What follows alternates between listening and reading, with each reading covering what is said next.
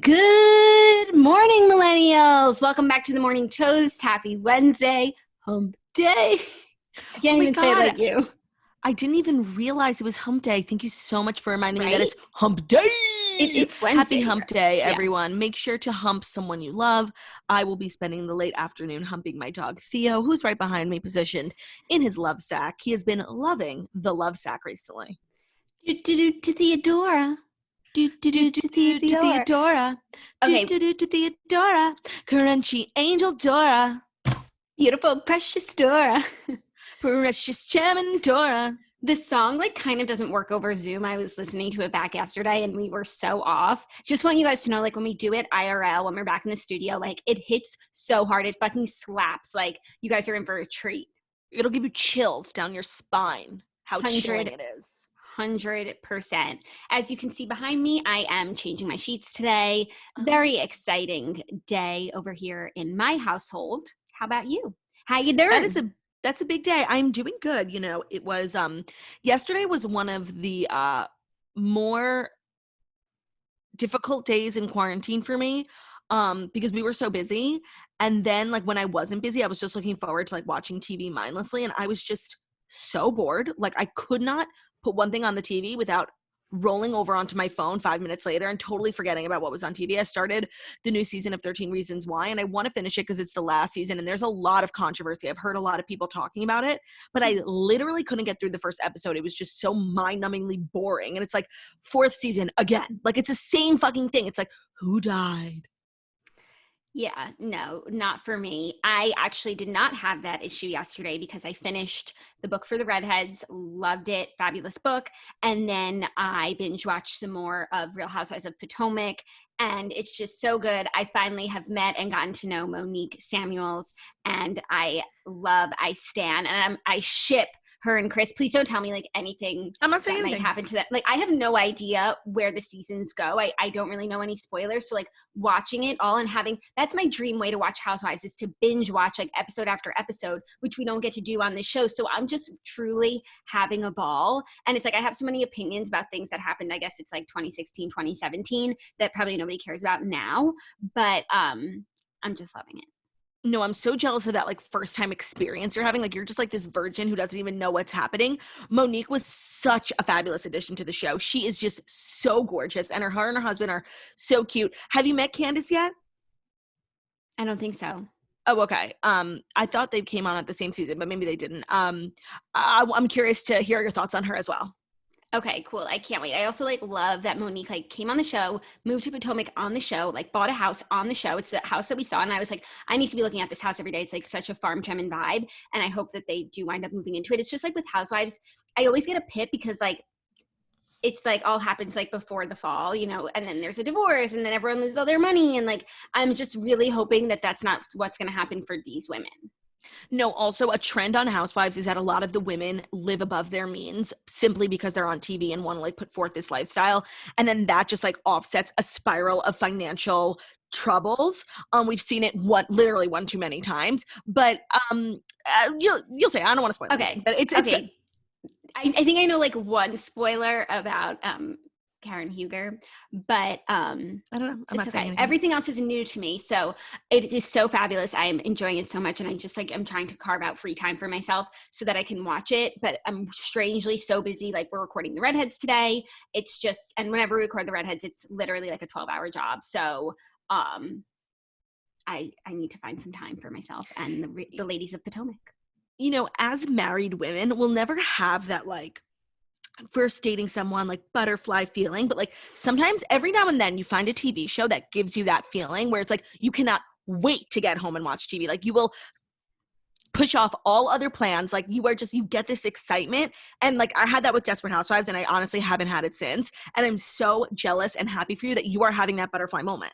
Yeah, but every time I sit down to the TV, I know exactly what I'm going to watch. I know I'm going to be having a fabulous time. I'm so excited to get to know the women even more, spend more time with them, wine and dine. Also, watching reality TV while being in quarantine it's so rude. Difficult. It's rude, how much they go out and have fun and you're at home. To the point where I want to go to the restaurant Oz and eat emu and kangaroo because I just want to go to a restaurant. Yeah, Oz is an interesting place. That is like the craziest thing that they have like she was like, nobody wants the kangaroo sliders. But No. there is a Australian restaurant where where I used to live. I think it's called Rudy's or Ruby's, and Yeah, it is I know it. so popular. Like Okay. literally every Sunday there was a line around the block. I never ate there because I don't wait in line for food. I would rather go to like the worst restaurant on the block if they're seating now. Like I'll never wait for food.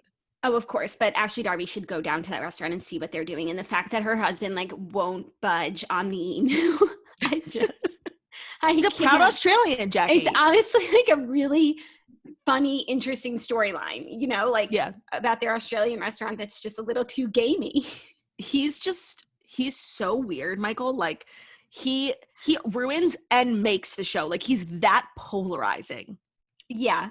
So far, I mean, season 2, he's a little worse than season 1, but so far, like season 1, their marriage was really sweet. I thought it was,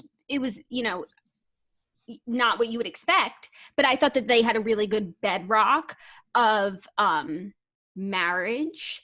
And season 2, I can see some of that starting to crumble, but I still think they're a good match, but I know some stuff's about to happen and I just watch.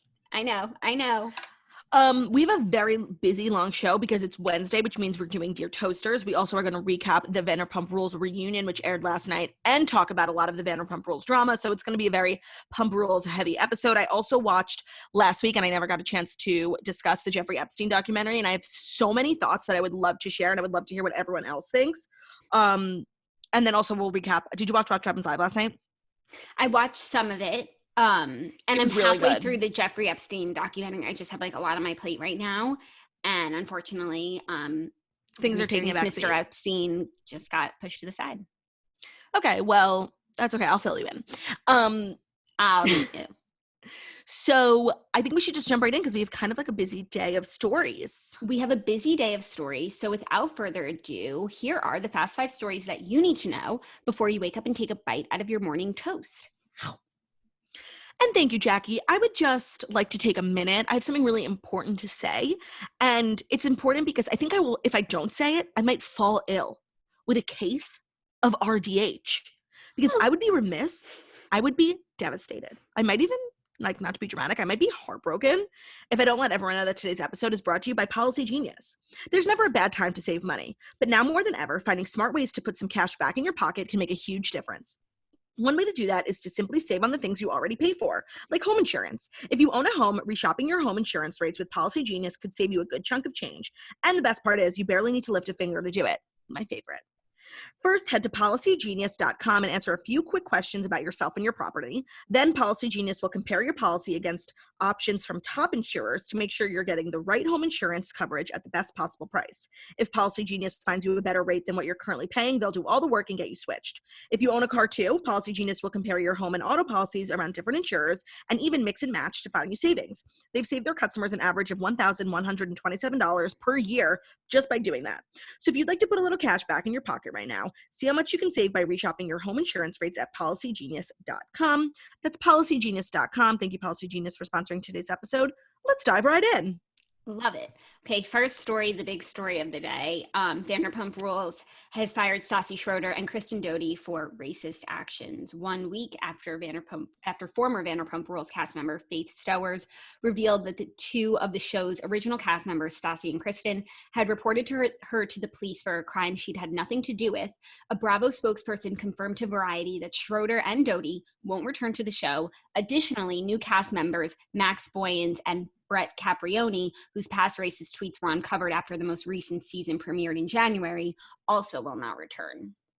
Yeah, to me, obviously, like Brett and Max getting fired was just like so obvious. They like when I was watching last week, the first part of the reunion, and they were talking about their tweets and everything was going on with George Floyd and the Black Lives Matter movement, it just seemed so like wrong. I can't explain it. So to me, them getting fired was like a no-brainer. Yeah, they like weren't obvious, really mainstays. They didn't really bring much to the show. I don't think anyone was like championing them or their character development. I don't think any focus groups were like, we need to keep these 2 on the show. No, the focus groups were mad silent when it came to Max and Brett. Totally. But the big news is really Stassi and Kristen. I think a lot of people, I don't know if people are surprised, expected this. I don't even know if I was shocked by this. Like, I feel like when I read it, I was surprised, but then in thinking back, I'm just kind of like, Bravo, how could Bravo not fire them? Like, to me, and we're so anti-cancel culture, like, to the end, but to me, this is more corporate culture. Like, this is what happens at a big company when employees reflect poorly on the organization. Hi, we did that. We got fired. Yeah. Right. I don't think we ever expected them to not fire us. No, that's what being in a corporate environment, that's what happens. To me, though, like, I can't get over how crazy this is, really, just for Stassi. Like, Kristen has had one foot out the door. Like, she hasn't even worked at Stern in like 5 years. I think that if she mysteriously disappeared from the show, like, maybe not that many people would notice. But Stassi has a lot of fans, and she's like, really was one of the people who kind of bled out for the show, and really, she's one of the originals. I mean, so did Kristen. Kristen is as much as an original. You're talking about Kristen hasn't been relevant in a really long time. Yeah. Well, I mean, I kind of disagree, because even though Stassi is not even a big part of the show, like, I feel like she's a bigger star. She's a bigger star for sure. But as it relates to the show, like, it could have been conceivable for these two to not be on the show next season, regardless of all of this. So as much as, like, Bravo. Except for the wedding.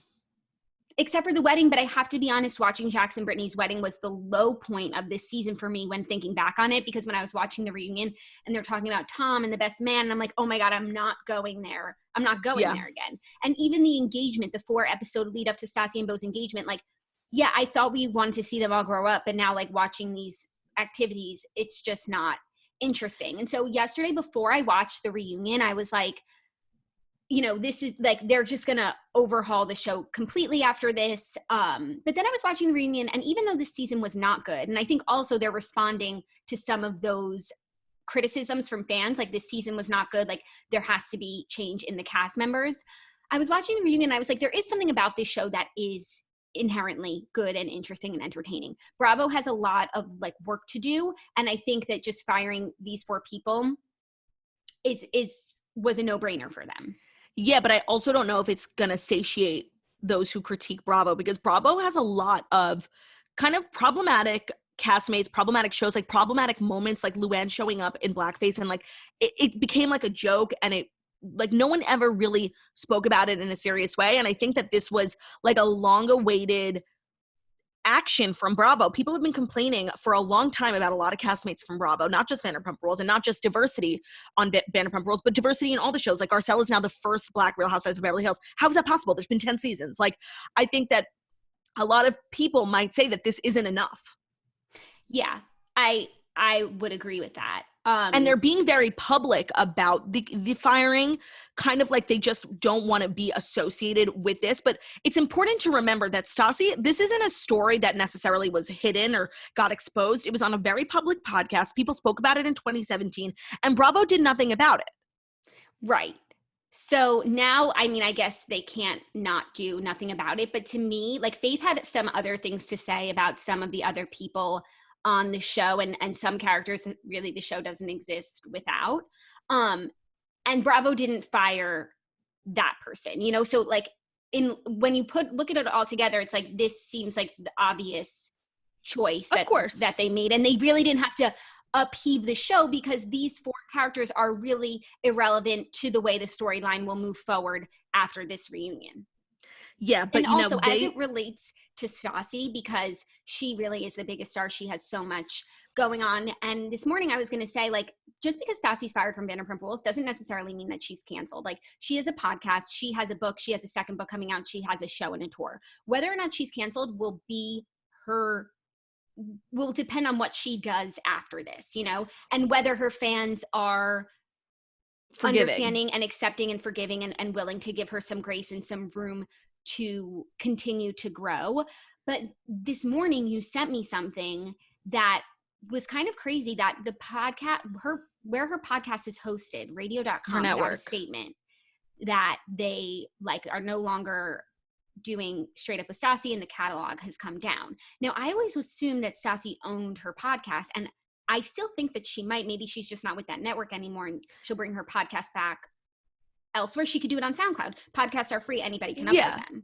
For like in the podcast industry, everyone pretty much, and I don't know what her setup was, so I can't speak on it, but if I'm assuming it's like anyone else's podcast deal, no matter how big or small your show is, you own your show, you can move it around, but you need a network to host it, to distribute it, and to sell it. You can have a podcast without all of that. But I'm curious like where the trademark is, like who, I have to assume that she owns it. I always assumed that she did, but now thinking back, I feel like she's been with this network. I think they rebranded a few years ago, but I think she's been with this network like since the beginning. So I don't know if she's just been maybe making a salary from them. Yeah, I mean, we'll see what's up in a year. But I do think a big part of making a quote unquote comeback from something like this is really all in how it's not always about what you do. It's about how you like try and recover. And a huge part of that is like a sincere apology. And I really felt like their statements kind of fell flat. And I'm sure they had to abide by a certain amount of like legal rule from Bravo. But now that they're out of the corporate America restrictions, like I will be curious to see how they both kind of come back from this, because what they did was fucked up. And of course people are entitled to make mistakes, but you're not entitled to forgiveness without a true like apology and show of remorse. And I didn't really get that from a written statement on Instagram. Yeah, I feel that like obviously, you know, whenever they do come back, they will have to apologize. But I actually thought that some of their statements were genuine. I don't think that you write like a whole paragraph and it comes like from nowhere and you don't mean it. Stassi literally said, I am so sorry for my actions and I do not expect forgiveness. Like she knows that she fucked up. They both do. And I think they understand the gravity of the situation and that there's nothing that they can say right now that will make it better. Yeah. Who knows what will happen in a few months from now. I assumed that Stassi would have her podcast, but now this morning, like that kind of just like shook things up for me in what I thought would happen from here on out. Yeah. Also, they were playing before the reunion. They were being very petty. They were playing like really old episodes with the whole like Jax, Tom, Kristen, Stassi scandal from like seasons 1 and 2. And it was just like very ominous to watch, like especially with the reunion, but also just watching these old episodes. Like it was like borderline, it was like creepy, like, you know, because you just now knowing what we know, it felt really strange. Really? Knowing what we know and like in what way? That like in the sense that they're fired. Oh, interesting. I felt that way about the reunion. Watching the reunion, I felt that way too. I would really like to hear from Faith. Oh, she spoke out. I have her quote here. Page 6 wrote it up. I think she spoke to them. She said that she feels vindicated after the firings. She said, quote, I feel so vindicated. Studios and production are able to see blatant racism and make these positive changes and help move the race forward, help with the fight forward. She added that she had heard the news of the firing. Just before she heard the news of the firings, she had been praying for a family member. Quote, I was in the middle of prayer and I felt a sense of, I know it sounds corny, I felt a sense of glory. I felt God's presence, and I'm seeing now that the news has been revealed. Maybe that is what it was. He gave me a sign of optimism meant to be hopeful and showing that all of this was worth it. I mean, I'm sure she would never, because she didn't have, you know, many kind things to say about Lisa Vanderpump, but she deserves some sort of like, you know, retribution. Like she deserves to have been successful on this show. She was like set up to fail. Yeah. And maybe they'll bring her back next season. There's going to be, I think next season Vanderpump Rules is going to look a lot different than what we saw last night. Do you remember when we recapped this season finale and I said that it really felt like a series finale in some ways? Yes. Well, I caught the tail end of the episode before the reunion started airing last night. And then also given what had happened, like it really felt that way. Like I feel like the show is just, first of all, it's not very good anymore. It's deeply problematic. And I think it might benefit them like just to get rid of it.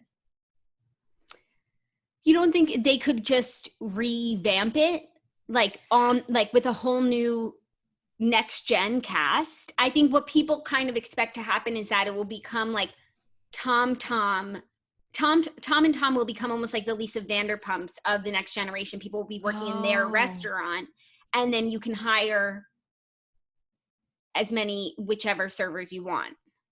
That actually sounds like a good concept. I never thought of it that way. Yeah. Because We'll like say- there's to end the show, I mean, I don't know that Bravo cares about the restaurants and stuff, but like there are like that is a whole almost like this little industry. There's a lot of people's jobs. The show is successful. I think it's worth working with. That's what I thought. Maybe if I hadn't watched last night's episode, I probably would have said, just end the show. Nobody enjoyed the season. Like, forget it. But watching the reunion, like, I realized there was something just enjoyable about it and redeemable if changes are made, is how I feel. Yeah, I'm also really curious, like, what the fans think, because I was just like wanting to see what people were saying and thinking about the firing, and there was a really like diverse group of opinions. Like, there are a lot of Stassi stans that are just angry. There are a lot of people who have agreed with the firing and think that it's long overdue, but that it's not enough. There's, other problematic castmates. I'd be curious to hear what the toasters think. Honestly, it's just so crazy. Like, I've lived with this show for 8 years, and it's like this is just, at the end of the day, like, it's crazy that they actually got fired.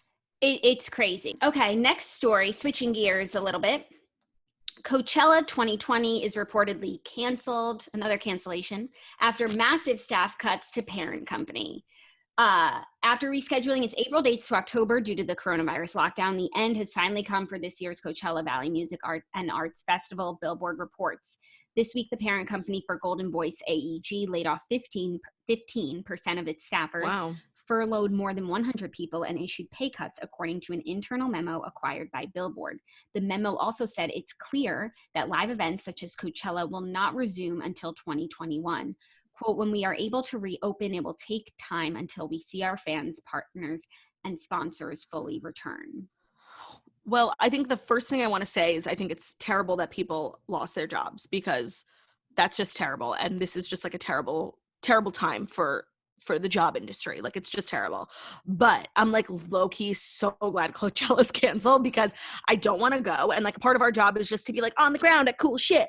And we've now went 2 years in a row. And like it had its moments, but like for the most part, like I fucking hate Coachella. Like I'm just too fat to be there.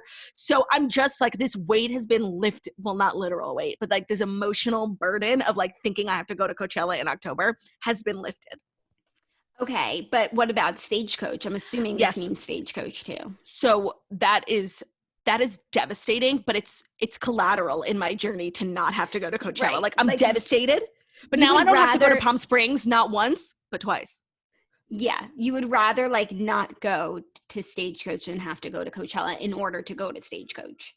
But there are some people whose like entire like fiscal year revolves around Coachella, and I'm sure that they are devastated. And I'm sorry for you. Like I'm sure this news is hitting everyone differently.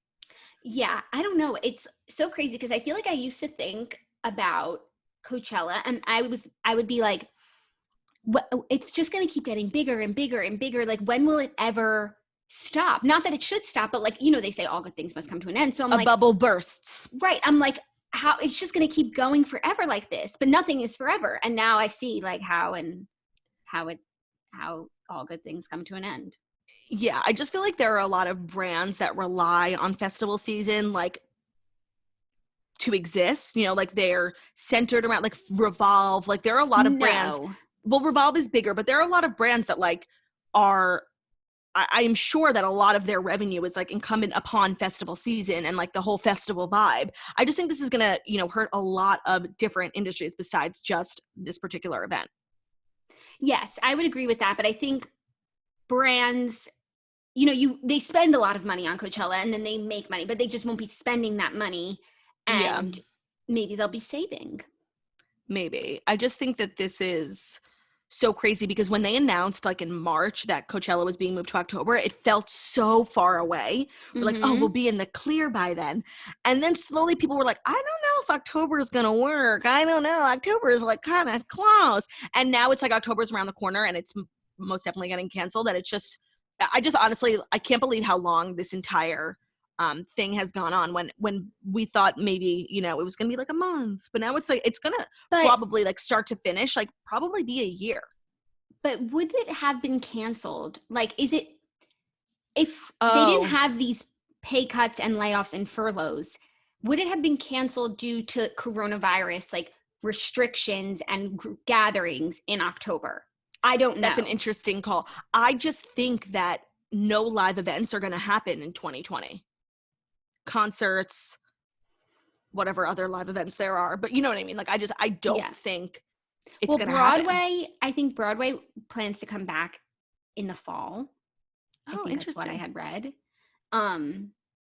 Carnival Cruises is saying they're coming back.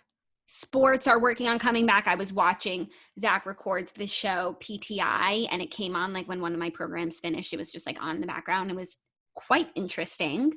And they said that I guess the MLB is like having some issues. The players, like, they're going to have less games, but the players want to be paid the same, and they just like can't reach an agreement. But sports should be coming back at some point.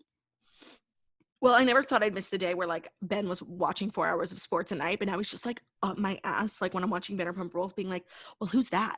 And then who's the one that got fired? I'm like, just shut the fuck up. I'm trying to like write notes. Like I'm trying to listen. I'm doing my homework. He's just like so chatty. Yeah. Bring back the sports. Okay. Next story. Caitlyn Jenner is celebrating the 5-year anniversary of her transition. She says, quote, "I have no regrets. We first met Caitlyn Jenner 5 years ago this month.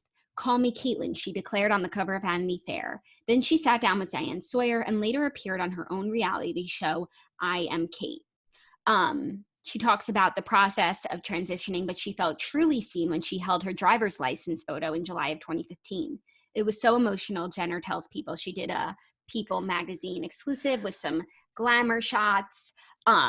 She looked at her driver's license. There I was, Caitlyn Marie Jenner. But then I wondered, did Bruce deserve to be thrown away like this? He did a lot of good things. He raised 10 kids, but I wasn't turning around. Bruce did just about everything he could do. He raised 10 kids. Now what does Caitlyn do? When I look back on the last, 10 years of pop culture, I think that Caitlyn Jenner's interview with Diane Sawyer was maybe one of the most revolutionary and like groundbreaking interviews of our time. I feel like, I know that the transgender community doesn't like live for Caitlyn, but she was a lot of people's like first experience and first, like knowledge of the transgender community. And she really made it a global conversation. And I'll never forget that interview. Like it was just there were so many rumors and like nobody was like treating it like a serious story. And then she sat down with Diane Sawyer and like it was a real thing. And you really got to understand her whole life, like over 60 years of like knowing that she was like in the wrong body. And it's still one of those things that I remember where I was when I saw it. Me too. I remember where I was when I saw it. I think it was one of the things that had the biggest impact on pop culture, at least in my lifetime. And it was also one of the things that had like the biggest impact on how I saw the world. Like the way that she spoke about transgender, like I had never experienced or even met someone who was transgender. And to be honest, like that was the first moment. And I know that they didn't really like love that she became kind of like the spokesperson for the movement, but in a lot of ways, like she was a lot of people's first, moment where they understood what it was like. Yeah, I agree with that. It was, and I do think it's interesting major, though, that Caitlyn said in that interview she has no regrets because like maybe she would regret like dragging Kris Jenner. Oh yeah, and all of the drama. It's like there was a lot of it.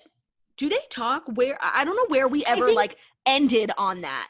I think like every day is different sometimes, but I do recall seeing photos of them, at Nobu Malibu when they're there for someone's birthday, and it seems like everyone is able to get along. I think that Kris is doing very well in her life. I think if there was any fallout from anything that Caitlyn said about Kris, that it has been mended. I feel like the Kardashians actually do a really good job of moving on from like really big things. Yeah, and enough time has passed where I remember those episodes where like Kris was all distraught. They were going to the ESPYs. Like it was so fresh back then, but they've all moved on in so many ways. They all have like so many more grandchildren. Like I do think, and I don't know them personally, but I do think that they have moved past that drama. And that was also like pre-Corey. But now like Kris is in this like she's entered this next phase of her life where she is just like, she is the definition of like the golden years. Yeah. Oh my God. No, I'm like looking forward to being Kris Jenner. Like that's what I'm going to be. And no one is going to stop me. That's like that conversation they were having on the plane. when it Oh was my like God, that Chloe, Kim, and conversation. Chris, and Chloe was like, I'm going to be Kris Jenner, like my face will be pulled. Like, it was really cute. I just, in order to be like my full Kris Jenner self, like I need to be as rich as her. So we got to keep doing the show. Yep. Okay. Next story. Bachelorette alum Rachel Lindsay. Hold on, I'm getting an ad for a subscription that I just don't want to participate in. Bachelorette alum Rachel Lindsay demands franchise address systematic racism. Lindsay, the first and only Black lead on the Bachelor franchise since its 2002 debut, shared an emotional blog post promising to, quote, disassociate from the show if action is not taken to diversify its mostly white casting. Rachel Lindsay on Tuesday shared an emotional blog post calling for the systematic racism within the Bachelor franchise to be addressed. She wrote, quote, recently I've received many questions regarding the headline stating that I will leave the Bachelor franchise if changes to, wow, I'm sorry, this website is just like all over the place. What's the website? Call it out. It's a Hollywood Reporter. Like, it's not even. Oh my God, this is so not Hollywood. Maybe it's, you know what, maybe it's my iPad like jumping around. It's not. Sure. This is so not Hollywood. Okay. Addressing headlines. Oh my God. Stop.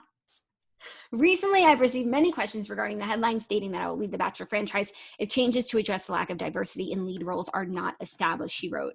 Yes, more diverse contestants do appear on the show now, but is the lead truly interested and open to dating outside of their race? I think that is evident by how far their journey takes them during each season. It is a naive expectation to believe that leads will authentically start an interracial relationship for the first time on national television. The sad reality is that people of color become placeholders as the token person of color to add some flavor to the second half of the season. Wow, I mean, she didn't lie. No. I mean, as much as it pains me to like think of a world where Rachel Lindsay isn't in the Bachelor Nation, like I don't know what anyone could do or say like for ABC and for Mike Fleiss, like to listen, like, and I think that the platform Rachel Lindsay, we said this yesterday, like the platform Rachel Lindsay has been given is so important, and she's the only one, she's the only Black lead, like she's the only one really diving in on these issues, and it's just like, it's honestly like so late, like come on. Yeah, I would at this point, especially, I mean, even when we reported on this yesterday, and again today, like if they do not make a change for the upcoming season, like I will truly be shocked. I will be shocked too. But you know what? It's also like, it's on us to demand it of them. But then also when if and when they do cast someone who's, you know, maybe a person of color or an Asian person, like anyone, it's on us to watch because they're ratings driven. So it's important that like we obviously demand it from them, but then we also follow up with the ratings because whatever is successful is what they will do. Right. I completely agree. That's a fabulous point.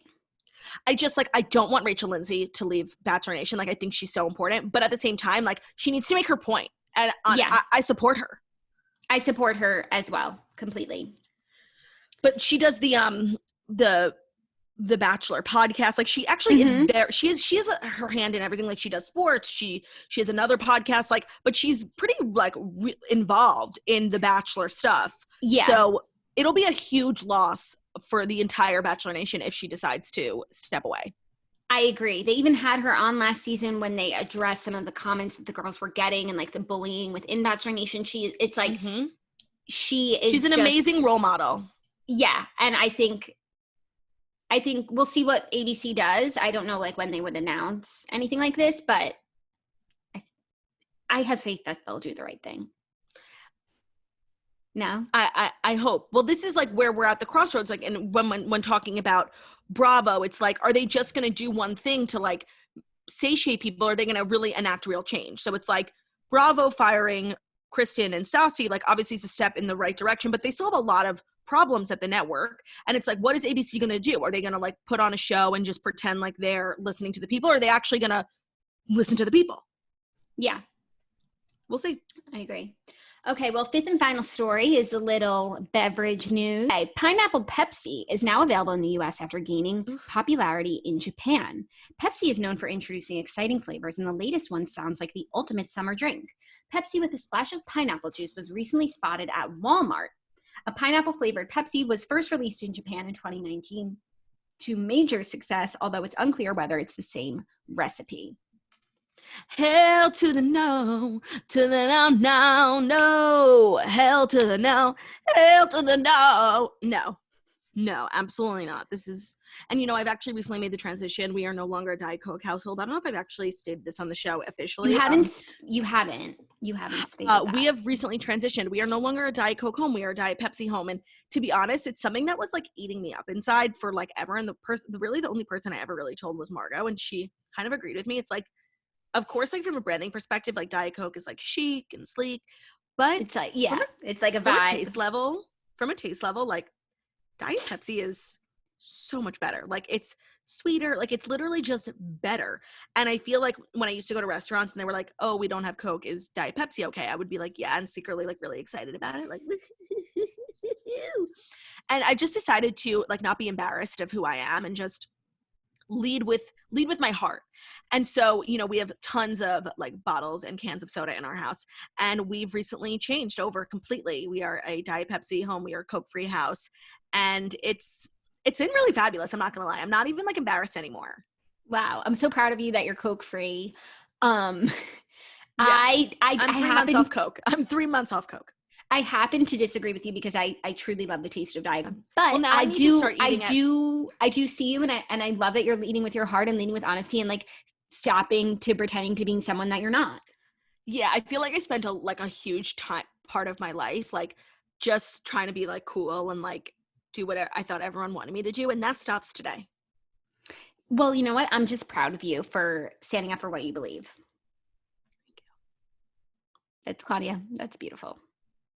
What a perfect place to end and dive into our TV recap segment. Or Dear Toasters, which next? TV recap. I love to end on Dear Toasters. It's such a high. Okay, let's start with Vanderpump Rules. I just have to share a really funny anecdote. I had like been watching for 1 minute when Olivia FaceTimed me to like tell me something, and then she had to go. She's like, all right, I gotta go to Pump. And I'm like, the restaurant? Rules? And I realized that she was pumping her titties. But I just thought that was like a funny moment to share. Yeah, that is funny. Okay, so I watched last night. We should recap the first one too. I have notes from the first one, and then last night I didn't take notes, but I took notes last night, and I only had one note from the first part, which I honestly couldn't believe that Max and Kristen hooked up. Oh yeah, that was crazy. Oh, my note for that is I actually weirdly ship Max and Kristen. I think that they like kind of make sense as a couple. My other note was that I don't get Max and Dana at all. She talks about him like she never stopped having feelings for him, but on the show she made it seem like she was all in on Brett, like saying she wished that she met Brett before Max. But then like on the reunion, it was like Max was her, she never stopped having feelings for. They had reconnected after filming, her and Max. But like on the show, so then she lied on the show saying that she wished she met Brett before Max. Like maybe she really felt that way at the time, but like Max, like technically she was the one who broke up with Max, but then like Max like wouldn't take her back. Like Max was the one who like put the nail in the coffin. And so I'm sure she like really did want to move on with Brett, but she just got like screwed. Like everyone was being mean to Dana. I don't know. I feel like she either really had like strong feelings for both of them or was just like acting her way through it to like have a romantic storyline on the show. No, I actually really believe like she wanted things to work out with Brett. With Brett? In the moment. Or Max? No, in the moment, she like when she said that she like had wished she had met Brett before Max, like I feel like she really meant that. I guess. I don't know. And then my other note was I change my mind all the fucking time. Like everyone's just like none of it like reads as genuine to me. My other note was that when Charlie was fighting with everyone, I said that it felt like a Bachelor reunion when people are like who are irrelevant are trying to audition for Paradise and like trying to like speak up and come for like the big dogs so that like and have like viral moments so that they're like interesting enough for Paradise. Even though that's I do a great think comparison. Yeah, I think that there's something spunky and funny about Charlie, and I'm not here for her in general, but it's just like her coming for like old man Jax. I'm just like, how do you guys even know each other? Yeah, no, they don't, and that was the point. But like that was definitely her trying to have like an Instagrammable moment, like, and now she's gonna make T-shirts like "Old Man Retire." Yeah, that's like such a Bachelor sent home night one thing to do.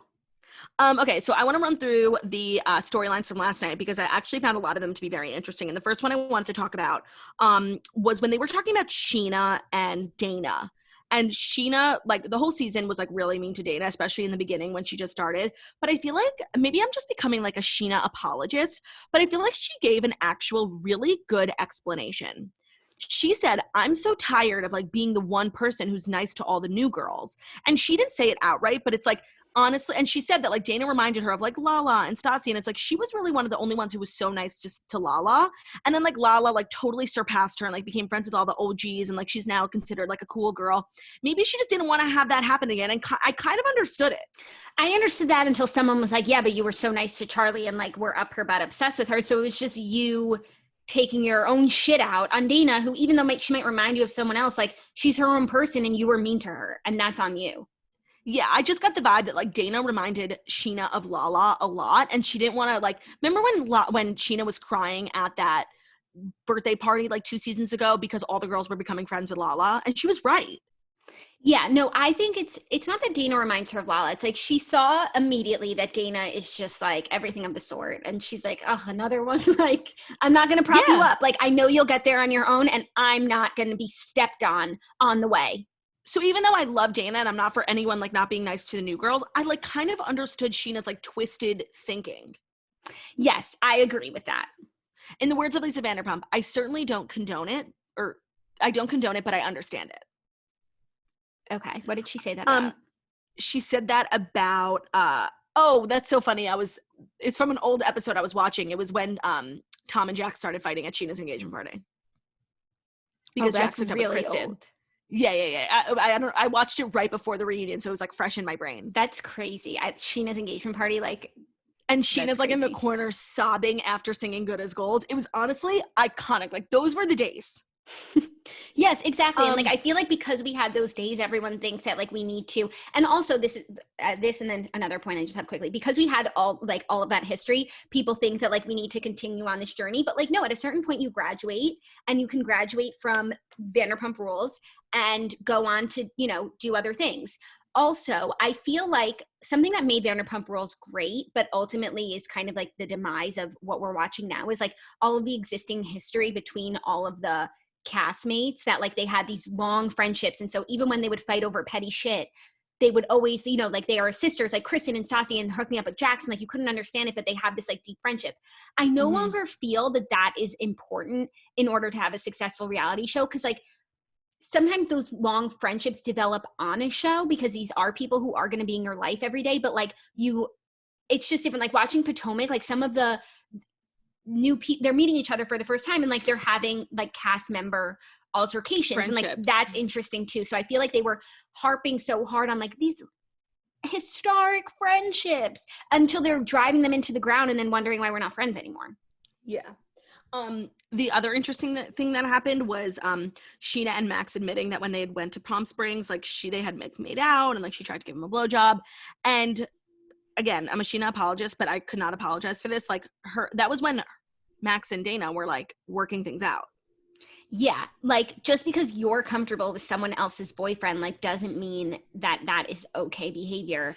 That was just and like so, and the fact that like she can't just be like in that moment, like, yeah, I still had feelings for Max. I had him in my bed, and I was just like having a good time. Instead, she's like, it's just like comfortable. Like, yeah, no, the way that she responded and like wasn't even apologetic to Dana, like that really bothered me. Like, no, she like, not taking accountability at all. That's the definition of not. When people say own your shit, like that is a perfect example. Instead of making excuses like, oh my God, it was just comfortable, we're like best friends. You say, no, listen, truly in my heart, like I still have feelings for Max. He was away from me for the weekend. I didn't like you. I know you guys are seeing each other, but I wanted to hook up with him. So I did. Yeah, I was like disappointed in her like cavalier response. Like that's the shit that people hate. When she pretends like she's, oh, we just fell into each other's penis and vaginas. Totally. I tripped. The segment where everyone was talking about James's sobriety and like everyone was getting really emotional, like even Jax, I thought that was like Danica. Yeah, like I thought that was fabulous. Me too. And I felt as though my opinions throughout the season were validated as well, especially as it related to Raquel. Because I feel like she's been on the show on and off for like 3 years now. No one ever paid her much Thought attention, twice. but this season, like something about her was just really endearing, and it was nice to hear that even like Stassi felt that way too. And Stassi was like, I never took the time to get to know you, but you're actually really likable. And that was the experience that I was having while watching the show. It was like, oh, Raquel's been around this whole time, and I there's something to her that I like. So Yeah. it was a nice story arc, and like to see everyone be so proud of him except for Kristen. I like this journey. You know what? At the end of the day, like if Katie Maloney can forgive James Kennedy, like anything is possible. It's deeper for Kristen. She used to date him. No, I'm not talking about Kristen. I'm just saying in the grand scheme of the world. Like if you're mad at your friend, like just remember Katie Maloney forgave James Kennedy. But I just feel like she's moved on, but she hasn't. Like I feel like it's still top of mind. I feel like I have people like that in my life where it's like, yeah, we're cool, whatever. But every time I see you, I will think of that thing that you said, and that's that. I loved that everyone was giving like Raquel the utmost respect. Like finally, I feel like she felt so vindicated after the reunion. But what bothered me is like they mentioned the whole Lala Raquel fight. Pitbull, I'm a Rottweiler, and like how awful Lala was. Like literally, like that was the most disappointed I'd ever been in Lala. Like she was just such a mean girl. She didn't say sorry last night. Like she just acknowledged that she's like, yeah, like sometimes when I'm getting angry, like I just say things like I can't. Like she didn't say sorry. Well, I had seen an Instagram post after that episode aired, and it was a picture of her and Raquel saying that she had apologized and that like she was so sorry. And so I think like Instagram isn't the same as a reunion. It should have been addressed, but maybe it was cut out. Like I think that she was sorry. And maybe that was just like cut for brevity. But yeah, that was, as a Lala apologist, even I couldn't condone that or understand it.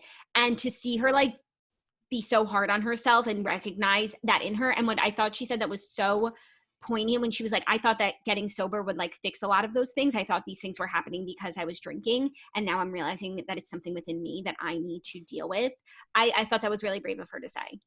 Yeah. And she was really, really sorry for that awful thing she said about Sheena on a Bravo after show that like I had never heard. And I'm glad that they clipped it because it was vicious. It was vicious. 34-year-old in a crop top and a JoJo Siwa ponytail. Like that slutty is mean. Ponytail. That is mean. It was vicious. She felt really bad. And this was something that I saw in Potomac, and I feel like it's the same thing that happened here. Because on Potomac, the season 2 storyline, Giselle had gone on Watch What Happens Live and said the thing that Charisse was dating a fireman. Do you remember? And it was a huge fight, and like no one can understand how or why she did that. I feel like sometimes when like your show is just filming your regular life, but then you go to New York City and you're on Watch What Happens Live and you're on this set and like your job is just like be a celebrity and like talk shit. I think that sometimes they get carried away. I think that's what happened with Giselle. She was just like feeling fabulous and like, oh, people want her to spill the tea. Here I go. And I think that same thing happened with Lala. It's like, oh my gosh, people love me because I'm so like honest and can be harsh, but people like that sometimes. I think she just got carried away and like didn't know where the line was and that she had crossed it. Maybe. But it was also at that moment when she started getting emotional about Sheena where Stassi definitely did not realize that they were recording her and she whispered to Beau, Lala might be bipolar. Yeah, that was weird. And like unnecessary. I don't know. It was like mean because they're friends. It was obvious that she didn't know that they were going to include that. And it was just an all around strange moment. Yeah. Very strange. That's like, yeah, that's not appropriate. The last two things I want to say are, one, I can't believe there's a part 3. I thought it was over last night. I was shocked. I can't believe there's a part 3. The second thing is the absolute best part of the reunion was that it was 7:00 in New York and you could hear the clanging of the pots, everyone clapping at 7:00 for the healthcare workers. And then all the cast members started to clap. And I just thought that was like so cute. And I loved it. Yeah, I weirdly am very into the Zoom reunion because you can hear what everyone is saying. It's way more structured, and I just like, I think they've done a really good job with it. And also like they can mute people if like they could take, when you're like doing a podcast and you have 2 different audios and someone's talking over someone else, you could just take one person out and you can hear the other person clearly. Like they're able to do that. And I think that we're getting like a lot of better conversations. I just want to say like towards the end and they showed for next week where it gets between Brittany and Jax and Tom and Ariana, like I can't. I no longer can. I am unable. Like, I am not interested. It is the lowest hanging fruit of conversation. And that's where it's like, I don't care that you've been friends forever. You two are toxic as friends. Please stop being friends. Please. Like, I never want to have this fight again on my television. And so I don't know who needs to leave the show. And I honestly, I don't know how there's really a role for Brittany and Jax in like a next season, especially now that Stassi, Bo, Kristen are going to be gone. If it's really focused on Tom and Tom, like, where do Brittany and Jax fit in? They don't have a restaurant. Right. So I just, like, I can't. Yeah, it's I'm not looking forward to that conversation either. I just couldn't believe there was a part 3. I'm like, this is enough. Like, how long are we going to beat this dead horse? Yeah. Anything else you want to say about Vanderpump Rules before we move on? No, I think that's it. I want to quickly talk about the Epstein documentary, and I will not spoil anything for you. So just keep your mics on, because we watched, I watched all 4. You watched how many? I watched 2. I'm in the middle of 3. What I liked, I'll start with what I liked. What I liked was that they really harped on like how nobody knew what he did. Nobody in the industry, nobody in business. And then in the public, we're like, who is this international man of mystery? Like, how the fuck does he make money? Right. And I appreciated the inside look at like all his different homes, but I was like kind of disappointed that it was only 4 parts, when I feel like they really didn't get into the celebrity element. Like, you know, people on Twitter have like found like all the flight logs of like all different types of celebrities who were there. And I felt like we could have done more on that. It's like we got fucking 8 parts for Joe Exotic, the Tiger King, but like 4 parts for Jeffrey Epstein. Honestly, I was left wanting more. Yeah. I haven't gotten there yet, but that would bother me. What it also taught me, and what I learned, I forget which documentary, I think it was the Gabriel Fernandez one. It's like the FBI sucks. Like when somebody gets the FBI involved, it's like, all right, let's just quit now, because they never get anything done. This is the theme of everything that I've watched in quarantine. The FBI sucks. And I know you're watching. Hi. Looking at my camera. They're constantly getting it wrong. Waco. Did you watch Waco? And, you know, no. Those 2 original girls who were in the first episode who reported it in the 90s, like, shame on the fucking FBI. Like, look how long it went on. They reported in the 90s, and then the early 2000s in Palm Beach, FBI did nothing. It went on until 2019, but it's not like it wasn't reported. Like, everyone just fucking ignored it. Like, and it's so deep rooted, and I feel like they just didn't even get into how deep rooted Jeffrey Epstein's like friends and business partners were. Like, that's what I was missing. Like, I don't feel like they exposed enough people. Yeah, I haven't gotten there yet, but I'm sure I'll feel the same way. You know, he's just like the tip of the iceberg, and they didn't melt it down. And they like didn't even investigate like the death at all. They were just like, and then he died. The end. Like, it was just. I needed more. Yeah, I feel that. Okay, well, that's it. Let's hear Dear Toasters, because my AirPods just made a sound. Oh, but also really quickly, the Watch What Happens Live special from last night. I just absolutely loved it.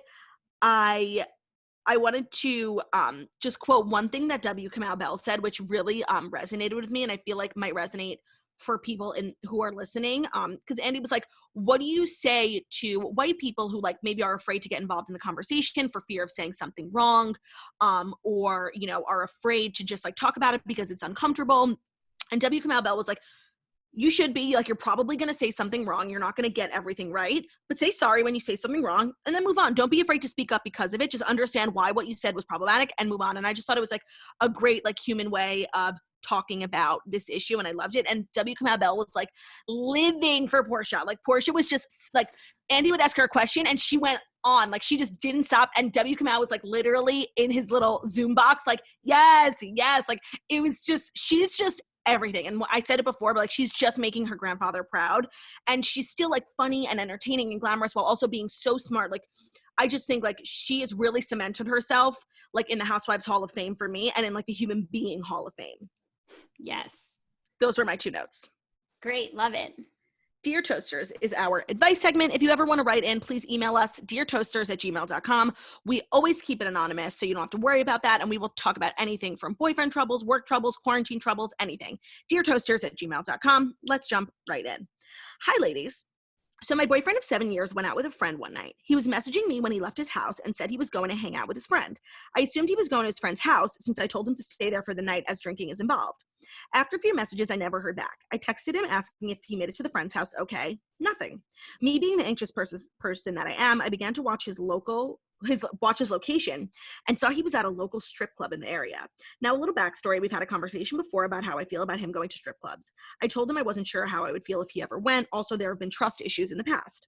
Anyways, he stayed at the club for 30 minutes after the strip club closed, and then he went home. I called him the next morning and was asking him about his night, and after questions, I'm sorry, I can't talk. Anyways, he stayed at the club 30 minutes after the strip club closed, and then he went home. I called him the next morning and was asking him about his night, and after question dodging, he confessed that he did go to the strip club. He said that his friend and him stayed until it closed and then went back to his friend's house and then went home.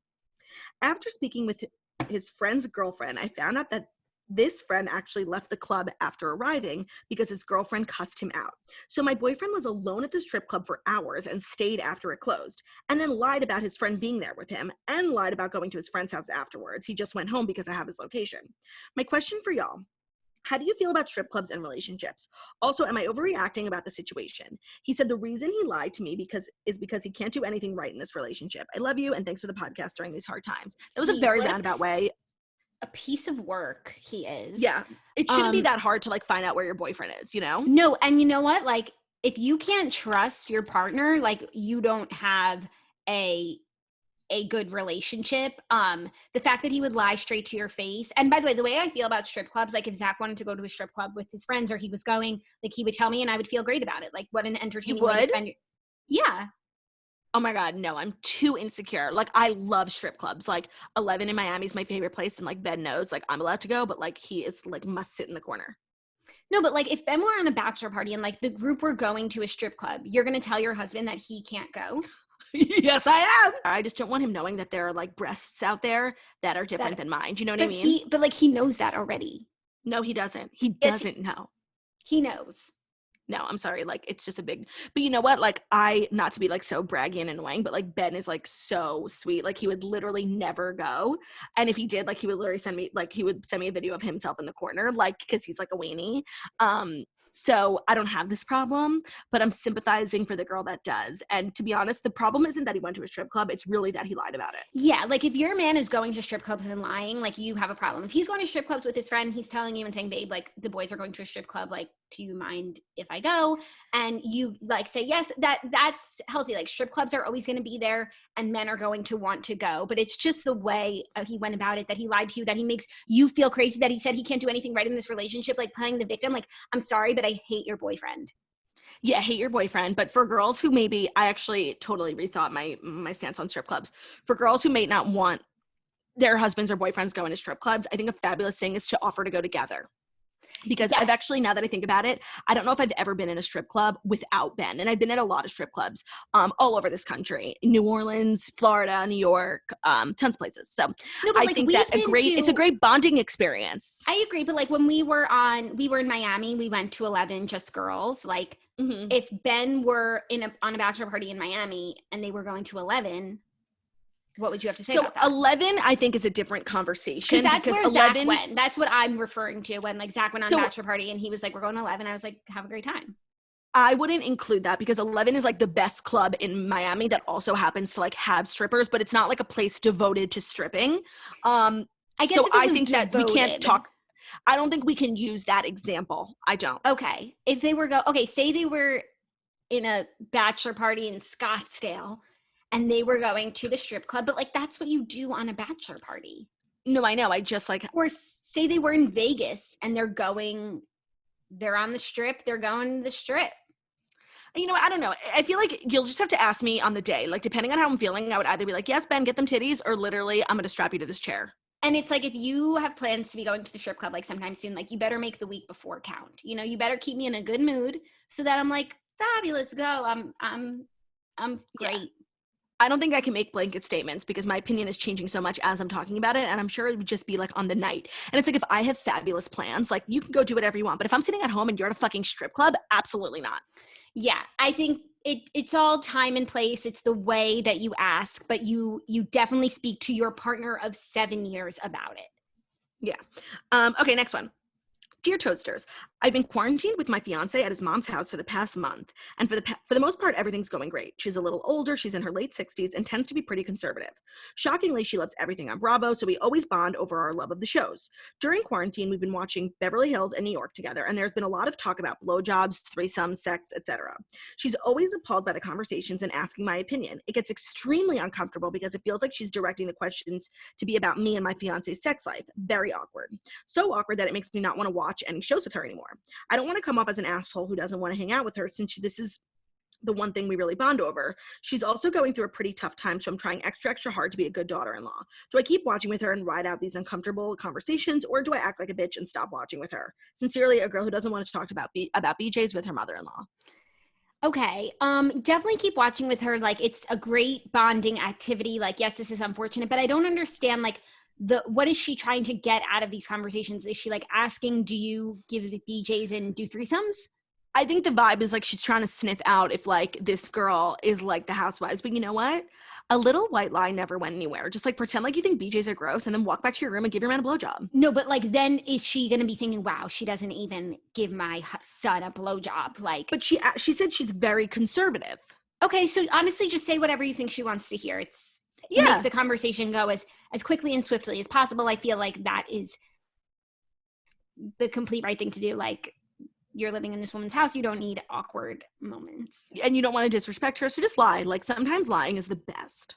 Yeah, say whatever you need to say. All right, final one. Dear Claudia and Jackie, HYD. Love you both so much. Thanks for keeping a smile on my face during these trying times. I'm writing because I need some advice on whether or not something is a deal breaker. My boyfriend and I have been together for about 5 years. After college, I moved away from my family to be closer to him. We've been quarantining together, and it's been great. I finally want to head back to my hometown to spend some quality time with my family that I may never get again because of quarantine. And he and I had planned to head back there for the 4th of July. He spent previous 4th of Julys with my family, even Christmas, but I've noticed a bit of a pattern. He'll commit to coming home with me, then a day before he'll complain nonstop about having to travel, missing out on time with friends and family, leaving me feeling really guilty and making it seem like I'm making him spend time with my family rather than him just wanting to. I'm extremely close with my family, and he is not at all with his. So his excuse is that he just doesn't understand the dynamic and why I want to go home as often as I do. But mind you, I really only want to see my family 3 or 4 times a year. He swears he likes my family and that they've been nothing but nice to him, but then he'll outright say, I would rather go away with friends than hang with your brothers and sisters. Oh, that's so mean. I feel like every time I bring up going to see my family, he commits to it, but then finds an excuse to back out. It's exhausting, and I feel like I shouldn't have to convince him to do something that brings me happiness. He knows how much my family means to me to the point where discussing with him makes me cry. Yet he doesn't budge. Is this a red flag? Much love, a tire toaster. I mean, this is my worst nightmare. Like this is like hurting my head and my heart. But here's the thing. I'm going to put myself in your situation. Thankfully, like, obviously we love our family. We're always like together and being annoying and going on trips. And thankfully the boys have like that like brotherly relationship where like they all take care of each other. And so it's not that dynamic. But like, say we were always going places and like Zach didn't want to come. He doesn't want to be with my family, like blah, blah, blah. But I love being with my family and I want to be there. I'm going. So like, yeah, if that works for you to go by yourself, but some people like want their partner to be with them all of the time. So if that doesn't work for you, then that's a deal breaker for you. But like, I think that sometimes you should just do the things that you want to do. And like, if your partner should do what they want to do. And if it's not the same thing, like if it's a few days apart, like, I don't think it's a big deal. Yeah, this really just depends on the type of person. Like for me, this is 100% a deal breaker. Like my family is everything. They're my only friends. Like they're the only people I ever hang out with, the only people I ever go on trips with. Like to me, this is a deal breaker. So it depends on who the person is and what their priorities are. But to have to force someone to like be, and it's just honestly, it sounds like you guys are so different. Like you're so close with your family, like you value family. And you said that like he just is not, he'd rather hang out with his friends and his family, and like family is not a priority for him. So to me, like the difference in priorities might be a deal breaker. I don't know. I don't want to tell you to break up with him because you've been together for 5 years, but it seems like he doesn't really appreciate the fact that like you moved across the country, like for him. Yeah, I agree. If it were us and like we spend all of our time. That would mean that I'm spending no time with my partner if he doesn't want to spend time with me when I'm with family. But like some families, like they just go on like a few like a Thanksgiving, and then there's a trip, and like that's easy to work with. So I think I don't you know need that to it's figure out what your priorities are. Yeah, and like what your year-long schedule looks like. You know, how many times are you going to be like doing something with your family, and is it going to be a fight with him? Like sometimes it's just not worth the fight. Yeah, and then also like, what do you want your future to look like? Do you want like your kids to be really close with your family? Because it's like it's all fun and games now, but like when you have kids and then your husband doesn't want to be with your family, like kids, like if they have family around, like it's great. Cousins. Yeah. Sounds like he's being a little stubborn. Yeah, like everyone wants to hang out with their friends. Like this, of you're course, not like in the playground. Like you're an adult. No, it's like we're adults now. Like, come on. Yeah, we're adults now. We love our families. That was Dear Toasters. Please email us, deartoasters@gmail.com, if you would like to submit. Chemin is here. Oh, a small programming update from TNN. Our TNN shows are all being released this week, but if you are looking for a new episode of The Snatchler today, for the next few weeks, there will be a brief hiatus from The Snatchler. You know, The Snatchler herself is just going through some stuff, and she wants to take some time off to, you know, get her mental health in check, which is always important, and self-care is self-love. And if you are struggling with your mental health, like, make sure to take care of it. So that's what The Snatchler's doing. So unfortunately, there won't be episodes for a little bit, but there are tons of new TNN shows. Margaret Josephs, Lauren Elizabeth. Maternity Live is also not going to be available this week because she is busy pumping at Pump. So listen to the Toast News Network, follow the Toast News Network on Instagram. And I think that's all that she wrote. Did she text you and say anything? Yeah, she said that her AirPods are dying, and so she's done writing because she can't hear us anymore. Thank you guys so much for listening to The Morning Toast, the Millennial Morning Show, where we go live Monday through Friday, 10:30 a.m. Eastern Time on YouTube. So if you're watching us on YouTube, please feel free to subscribe and give this video a thumbs up. We're also available as a podcast anywhere podcasts can be found. So it's Spotify, iTunes, Stitcher, Public Radio, iHeartRadio, CastBox, all the places. So wherever you listen to podcasts, find us, The Morning Toast, and leave a 5-star review about how beautiful, stunning, and smart we are. We love you guys so much. Have a great day. We'll see you tomorrow. Bye.